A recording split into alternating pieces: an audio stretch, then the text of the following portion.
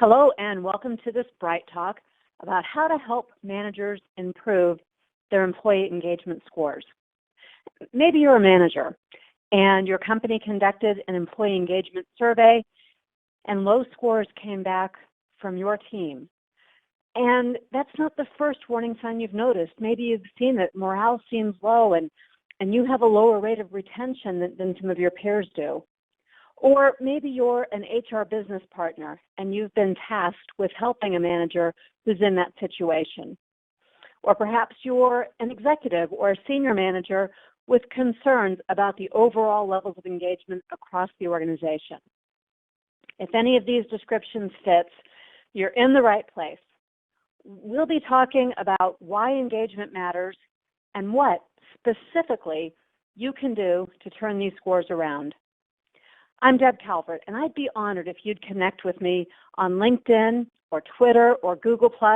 You've got my handle there on screen, as well as my email address so that we can have some direct communication and conversations if you'd like to follow up on anything we talk about today.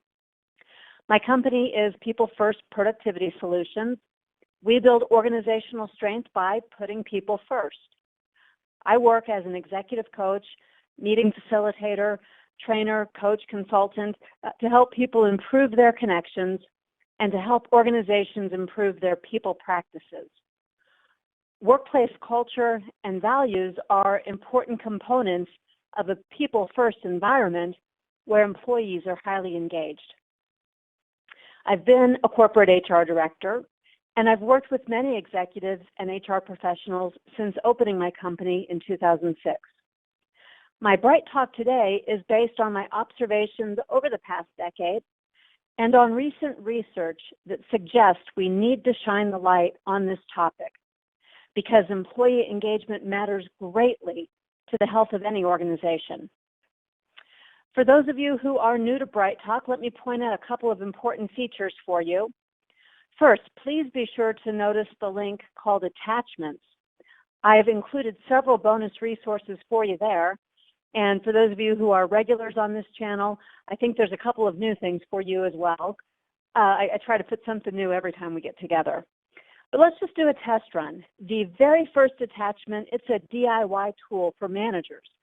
And it's a checklist with easy, daily to-do items that will have a positive impact on employee engagement. So this is about as tactical as it gets. If you're using that checklist, you will improve employee engagement. I know that everybody attending this particular topic will want to snag that resource and pass it along. Feel free to pass it along to all the managers that you work with. So go ahead and just download that. Then I'll know that you have found the Attachments tab, and I'll refer to these other resources as we proceed.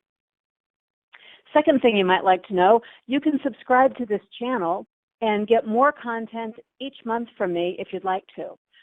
Bright Talk makes it very easy to stay on top of what's new and what's relevant for you. And then finally, please do me a solid. At the end of this presentation, if you would, please leave me a review with comments. That helps me to adjust my style and pick my topics for future webinars on this channel. Okay, I think that's about enough of that logistical stuff. Let's get back to the business at hand. You came to get some ideas about how to help your management team improve employee engagement scores. So let's start just by getting to the basics. Let's take a look at the definition of employee engagement so we're all on the same page. I really like this definition from the Corporate Executive Board. The definition reads that employee engagement is a heightened emotional connection that an employee feels toward their organization. And with that heightened emotional connection, part 2, the employee will be influenced to apply additional discretionary effort to their work. These two pieces work hand in hand. And the reason that we want both, the emotional connection and the additional discretionary effort, is that that's what adds up to employee engagement.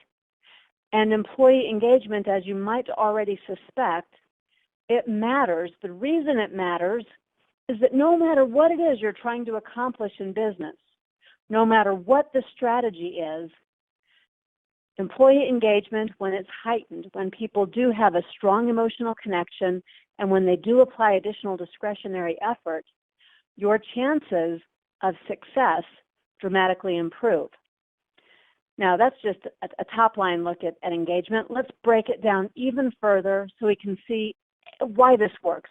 It probably makes sense to you. You probably sense that this is true, but I want to back it up with a lot of research and data and lay out the business case for why it matters so much. So we know engagement is a heightened emotional connection that an employee feels toward his or her organization, and with that, they're influenced to apply additional discretionary effort. Well, this is just common sense. When we have that emotional connection, of course, one of the first things that's going to happen is that you end up with higher levels of retention. In particular, retention of your highest performers, the people that you want to retain. That heightened emotional connection, that yields the retention that gives you bench strength. It gives you a reduction in recruiting costs. It means that you have people who are already able. Their capacity has been expanded because of the time that they've spent with your company. And then we know that emotional connection also triggers additional discretionary effort, which leads to a lot of stuff. It leads first to increased levels of productivity, and that's measurable by reduced absenteeism, by improved quantities of output as well as quality, by fewer workplace compensation claims, workers' comp claims, and all kinds of other metrics that people typically use to measure productivity. Every single one of them has a link to employee engagement, according to research. Not only that, because of the heightened quantity output and quality output, you're going to see that you have an impact on customer satisfaction levels, including customer loyalty and returning business. And the natural outcome of all those pieces is that you get both top-line revenue improvement and bottom-line profitability will grow. Reduced expenses plus top-line revenue hits the bottom line. So this domino effect, this glorious domino effect here, all of that comes from employee engagement. And I think that begs the question, the central question for us to answer today is then, what is it? If I could get all of that from employee engagement, what is it then that will give me a heightened level of employee engagement? And there's one thing that accounts for bigger increases in employee engagement than anything else. That one thing is your managers. It's the way your managers behave. It is, in fact, triggered by leadership development of your managers. It's a leader's behavior that accounts for 37% of engagement in the workplace. More than any other factor, it's what the leader, what the manager does that determines the rate of employee engagement. For those of you who would like to learn more about that, I strongly encourage you to read the book, Great Leadership Creates Great Workplaces. That was written by Jim Kouzes and Barry Posner, and it will help you to understand this research in much greater depth than I'll be able to go into here today. It's quite compelling. Okay, well, I'm going to go ahead and try to proceed, even though here on Bright Talk we're having a bit of a delay in our slides advancing. But I'd like to share with you some data about the research that's been done, both from Kouzes, Posner, and from a variety of other sources. And I want to encourage you to also view some other Bright Talks on this channel where we go deeper. As we cover the data points just to make the case for employee engagement, after that I'm going to shift and talk about the things that every single manager can do to enable and ennoble employees, whether or not you have a formal leadership development program. Certainly, I'll tell you how you can access that too, but I want this also to be a do-it-yourself approach for improving employee engagement and unlocking all the rest of these outcomes that are possible. Now, as I'm trying to advance here, and having some difficulty, I'm also going to be doing a little double duty. I'm trying to get some live support from the Bright Talk team. So if you'll bear with me as I'm taking that little tangent here, I'm just going to tell them that slides aren't advancing. And I appreciate your patience. I know the material, and I'll certainly work through the material. I just don't want you to be at the disadvantage of not seeing it on screen, too. The first advantage that we said comes from employee engagement is that you're going to get an increased level of employee retention. We know from research that in study after study, there's this direct correlative effect. From the corporate executive board, we know that employees with lower engagement are 4 times more likely to leave their jobs than those who are highly engaged. So right off the bat, we can see there's a pretty significant impact you can make on retention alone by having employees who are more engaged. There was a really interesting study done by Gallup where they studied 23,910 business units from a variety of companies. And when they then compared the top quartile and the bottom quartile, so out of those nearly 24,000 business units, the ones in the top 25% in terms of performance and the ones in the bottom 25%, and they found that those in the bottom quartile averaged 31% to 51% more employee turnover. So we know that you can increase employee engagement through leadership development. When you do, you'll increase retention, and when you increase retention, you'll improve overall performance. Here's a bit of an update for you. Bright Talk has responded via chat. They're aware of these issues. Apparently they're widespread, and they want me just to keep refreshing the presenter screen. So I'll work on that here in the background. Let's keep talking, though, about what we see right on screen, this domino effect. Let's put some research behind the next item up here. The next piece of our puzzle is productivity. Going way, way back, Peter Drucker said, for most companies in which labor costs amounted to roughly half of their total earnings, that's the average company, a 10% increase in productivity would double most organizations' profits. So just getting a little bit of an increase in productivity has a dramatic effect on your profitability. And working backwards, employee engagement gets people to apply additional discretionary effort, which does yield significantly higher levels of productivity. Hence, you get the improvement in profitability. Let's look at something a little bit more modern, though. Going back to that book I mentioned, Great Leadership Creates Great Workplaces by Jim Kouzes and Barry Posner. Through their research, they and others have concluded that the best leaders elicit 3 times the amount of talent, energy, commitment, and motivation from employees compared to their counterparts. It all boils down to the people who are leading, your management team. To be able to get 3 times the amount of energy, commitment, and motivation from employees certainly makes a difference on productivity.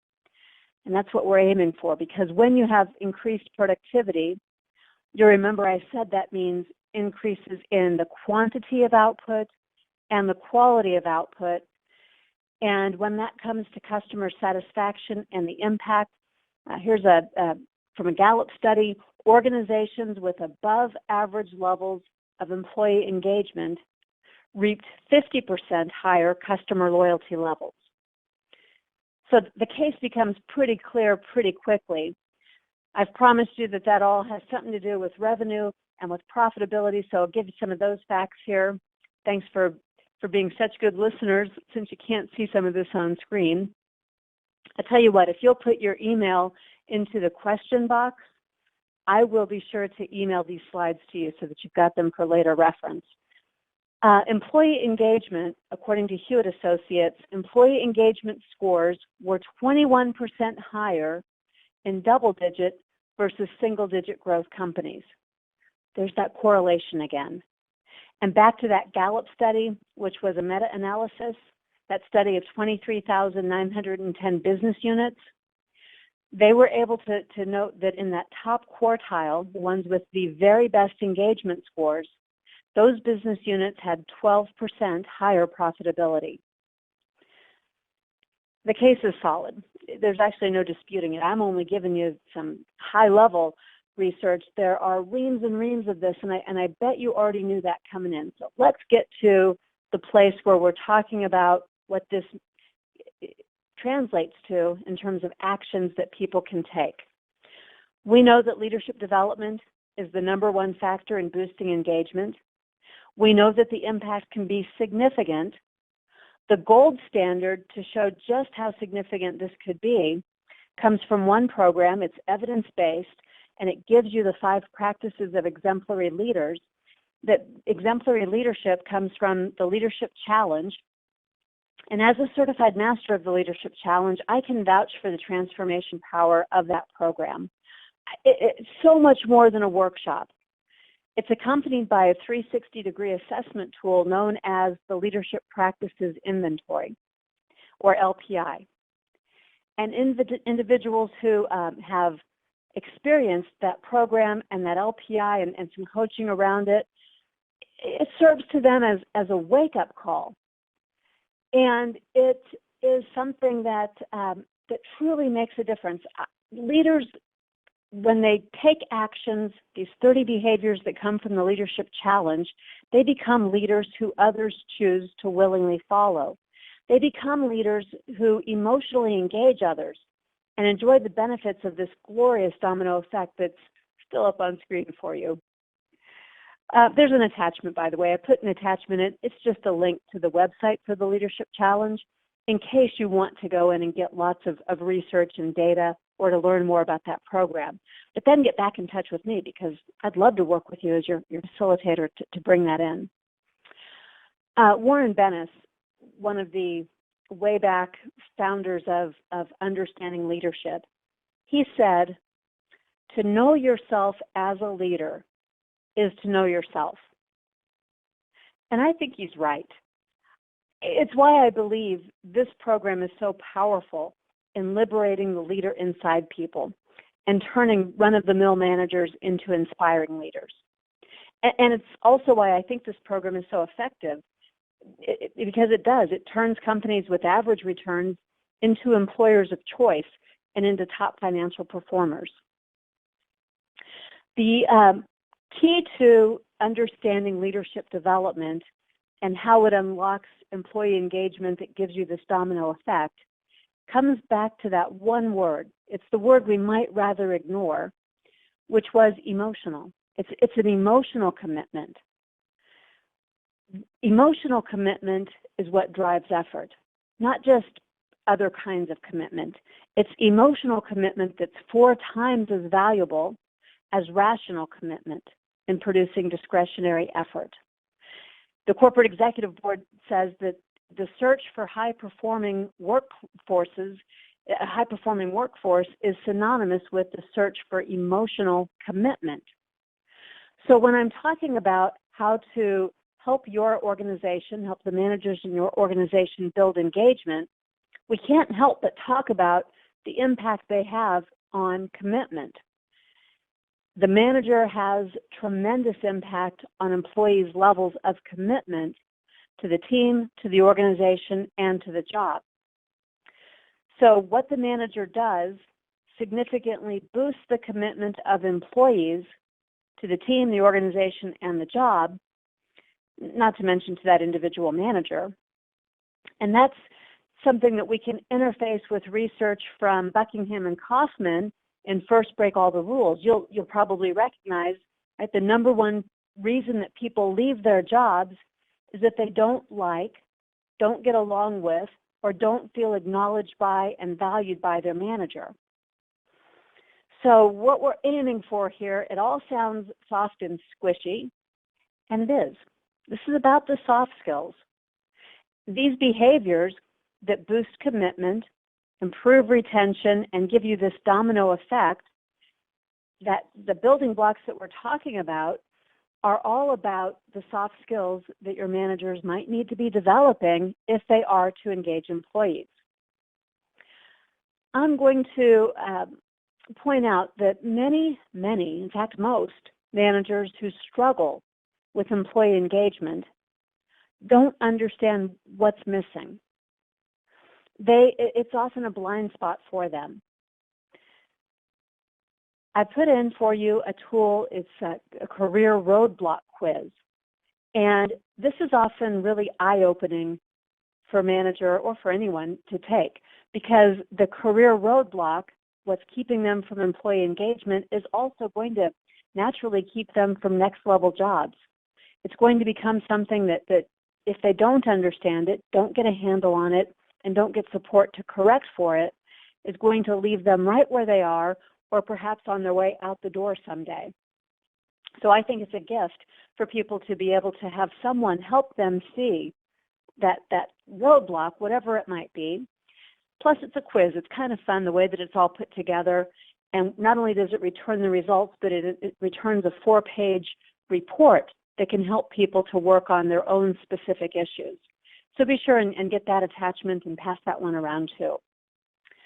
Okay, well, I told you there's one ingredient, that number one, absolutely essential agreement before we can ever get emotional commitment. The one ingredient that leads to behaviors that leaders and managers can demonstrate if they're going to engage employees is trust. Being trustworthy is essential to everything else that a manager might like to do to be able to engage people. And it's not just being trustworthy, that's important, but it's also being able to trust others. And that, for some, is the greatest challenge. But if you think about it, think of the time when you've ever been in a situation where you weren't trusted. You can't do your best work.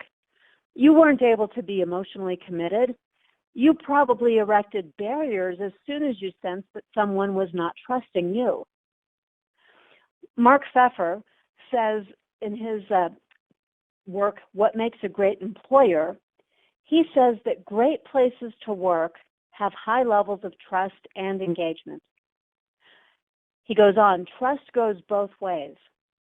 Employees have an implicit trust in leaders to make the right decisions for their organization, including for its people, while leaders trust employees to put the organization needs first as they interact with customers, vendors, and partners. So that's the way that trust is supposed to work. But Mark Pfeffer, he goes on to say that leaders demonstrate that trust by clearly communicating about the company's challenges, as well as its successes, and by pushing decision-making power downward. That trust contributes greatly to a sense of engagement. Armed with a clear view of the state of the business, invested in the company's success, and loyal to their colleagues, workers then see themselves as being a part of something greater, the company's mission and its values. And I share that quote with you because I think the interlocking pieces of it, all of them based on trust, are what we have to strip it back to. If we don't have managers with soft skills who are able to trust employees and communicate with them effectively and delegate to them accordingly, then we aren't going to be able to ever get this piece of it right. So as we're stripping it back to those bare essentials, I gave you another attachment. It's called the 12 Dimensions of Trust. And that one matters because we don't all understand trust in the same way. Most of us would rattle off some of the key synonyms like honesty and integrity, but for many, there's even more to trust than those very obvious dominant themes around it. Knowing what all 12 dimensions of trust are will help you to avoid accidentally breaching trust and can also help you to understand what it means to your employees when they're asking to have opportunities to be trusted. Okay, let me just apologize once more because a few people have come into the presentation since we started. We have a frozen slide here about the domino effect of employee engagement. Bright Talk is aware of the issues. They believe it should be working soon, and so I'm just going to chat back to them that it's not yet working. Our slides are frozen. And so I've offered to everybody who's listening if you send me your email address there in the question function, I will be sure to return these slides to you so that you'll have a hard copy of them at least. It'll be after the presentation because I can't multitask quite that well. But I'm talking through the content, and if the slides had to freeze, I'm glad they froze here because this is the puzzle, the ultimate puzzle that explains what employee engagement is all about. When you unleash employee engagement because you have good leadership behaviors, you get all of these residual benefits that come next. So what we need to do is make sure that we have people who are trusting and people who are trustworthy, and it goes both directions. In fact, let's just say all directions across an organization. Building trust is one of the first aspects. Now let me drill this down and get a little deeper here. When you trust people, you enable them. And this comes directly out of the Leadership Challenge, the Jim Kouzes and Barry Posner program I mentioned earlier. What it means to enable other people is to make them able or ready, to give them power, to give them the means and the capability, to get them the competence and to imbue them with the authority so that they can make decisions and take actions in the work that they do, making it possible or easy for them to do their work. And enabling others, then that includes tools, training, resources, time, and trust. If you're not enabling people in this way, if your managers aren't sharing power and trusting people with decisions, if you're not doing that, then you're disabling people. So if you have some opportunities then to open up the conversation with managers who aren't engaging people, if you have that opportunity to get to the place where they're receiving coaching and trying some ways to be more enabling of others, that would mean that they would start taking actions like these. They would be delegating, not just delegating to people who are already ready, but delegating for development to help people build the skills that will expand their capacity. Your managers would also then be coaching, and they would be coaching people for development, not just coaching people for performance-related issues. When you enable people by delegating and coaching, you're telling them the work you do really matters. It matters so much that we're going to prepare you to do it well. And you're also communicating you matter. You matter so much that we're going to prepare you for next level opportunities or for expanded capacity in the job that you do.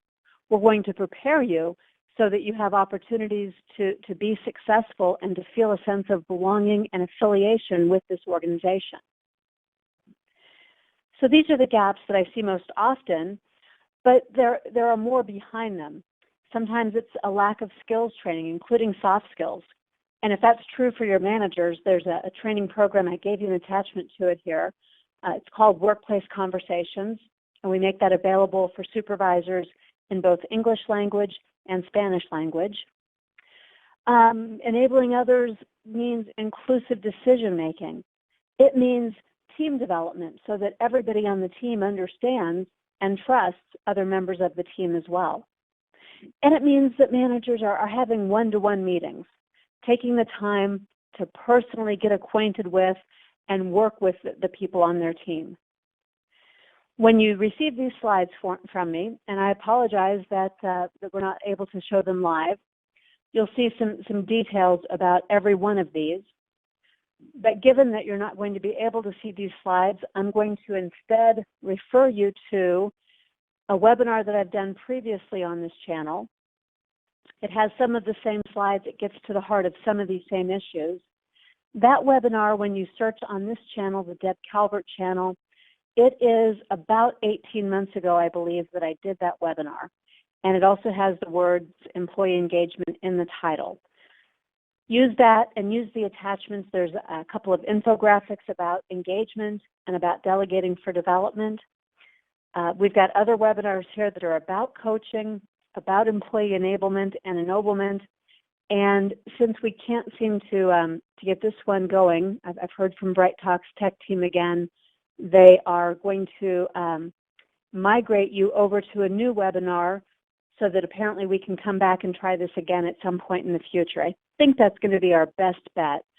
I'm getting chat messages, questions from many of you that agree. So we're going to go ahead and end this one.